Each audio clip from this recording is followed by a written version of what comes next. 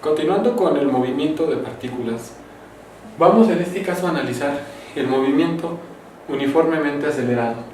El movimiento rectilíneo uniformemente acelerado es uno de los casos más particulares y más comunes en el estudio de la física.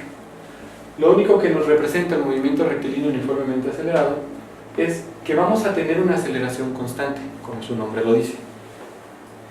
Quiere decir que no va a existir un cambio en la aceleración. La derivada de la velocidad respecto al tiempo debe de ser constante. De ahí nosotros podemos calcular las ecuaciones al despejar las fórmulas que tenemos de desplazamiento, de velocidad y de aceleración.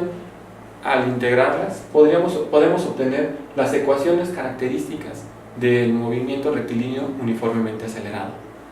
Si ustedes quieren analizar el proceso de obtención de fórmulas, existe un documento en el cual viene explicado paso a paso. Para este caso particular vamos a emplear ya las fórmulas que se obtuvieron, en el cual vamos a tener una fórmula en donde tenemos las velocidades finales e iniciales para el eje X más una aceleración por el tiempo. Esta relación, si nos damos cuenta, tiene un tiempo, tiene aceleración que es constante y tiene las velocidades iniciales y finales.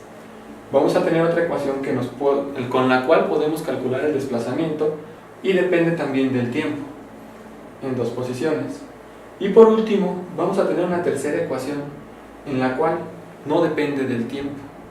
Con estas tres ecuaciones podemos resolver cualquier ejercicio de movimiento rectilíneo uniformemente acelerado.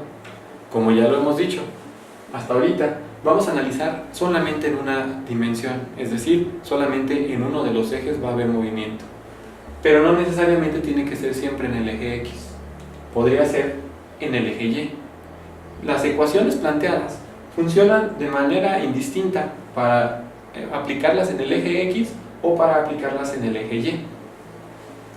Son prácticamente las mismas, únicamente cambian los subíndices de cada una de las ecuaciones y hay algo muy importante que hay que considerar. El tiempo para ambas es el mismo. Un caso práctico de aplicación del movimiento rectilíneo uniformemente acelerado es el caso de caída libre. En el caso de caída libre, se considera que un objeto cae libremente cuando no existe resistencia u oposición a su movimiento.